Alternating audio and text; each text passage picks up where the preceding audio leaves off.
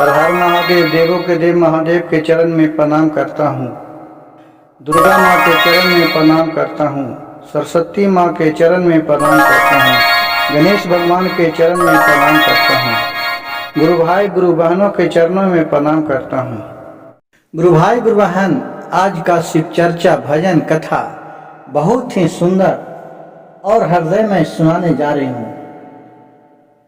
जीवन की वह सच्चाई इस भजन और कहानी में है जो आपके दिल में छिपा हुआ है, और इसे कृपया ध्यान से सुनिएगा।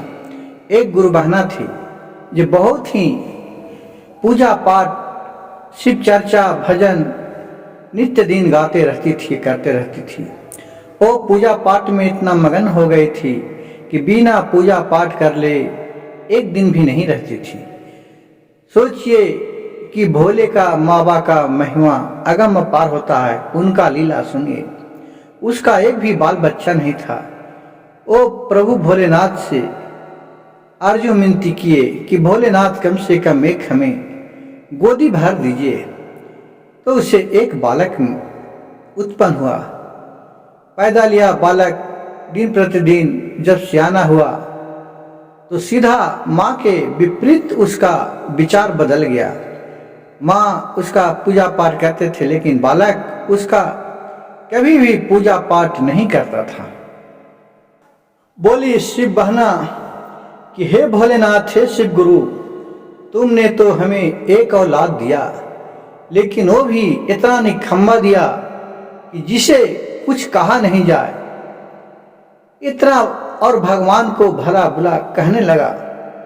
तो भगवान ने क्या किए कि सुख के बदला मुझे और दुख दे दिया। ओ गुरु बहना को जब उसका दुख बहुत कष्ट होने लगा तो गुरु बहना ने भगवान की गाली देना शुरू कर दिया और गाली देने लगा। जब गुरु बहना गाली देने के लिए शुरू कर दिए तो भोलेनाथ उनके नजर में आए और बोले, हे पगली, तूने इतना गाली क्यों रोज हमें देती है? तुम्हें तो मैं एक परीक्षा ले रहा हूं। भोलेनाथ को देख के गुरु बहना बोले, नहीं बाबा, नहीं भोलेनाथ, आपको तो गाली कभी नहीं देता हूं।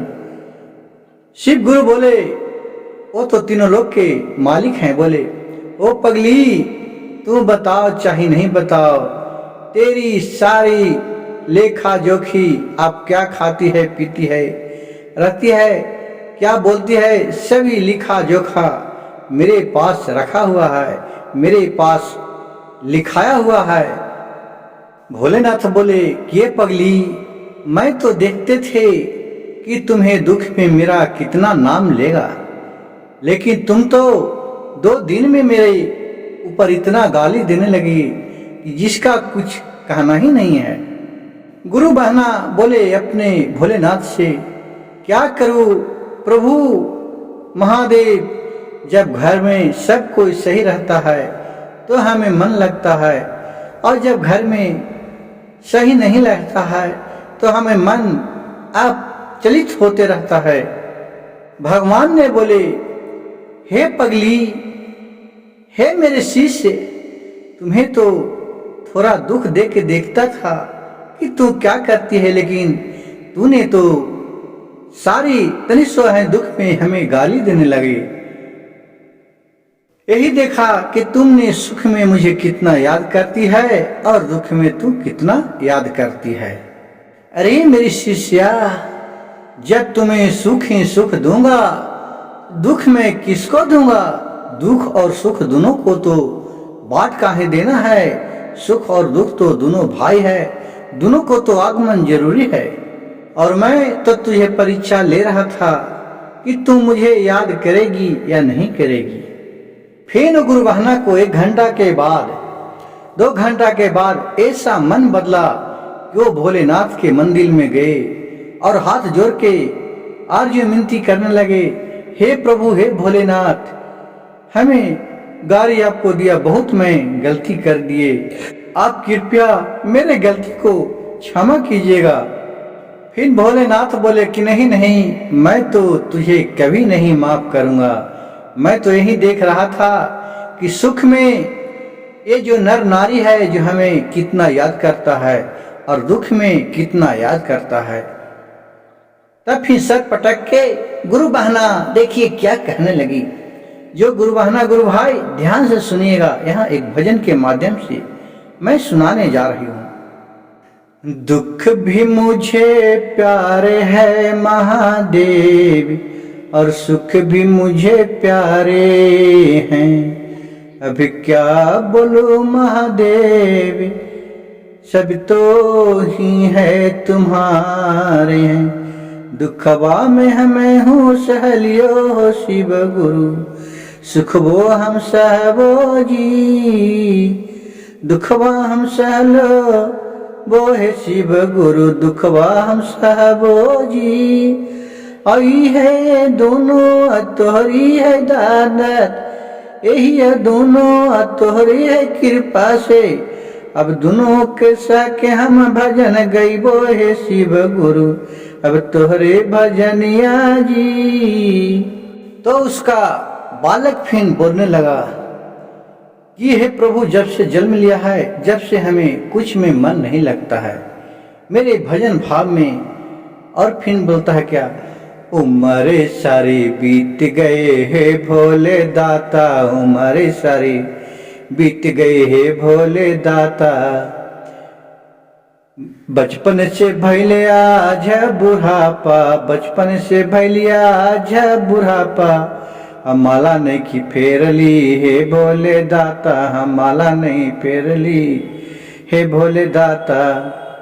अरे बचपन से भइल जब बुढ़ापा, बचपन से भइल जब बुढ़ापा। अबे को माला नहीं फेरली हे गुरु दाता, के माला नहीं फेरली हे भोले दाता।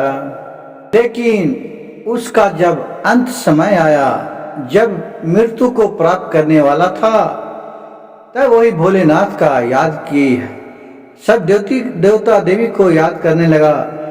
हे प्रभु, हे भोलेनाथ, हे देवों के देव महादेव, हे आदि शक्ति भवानी, हो जगदम्बा ब्रह्मा विष्णु महेश, पांचों देव को नमन करता हूँ, मेरे नैया पार लगाए।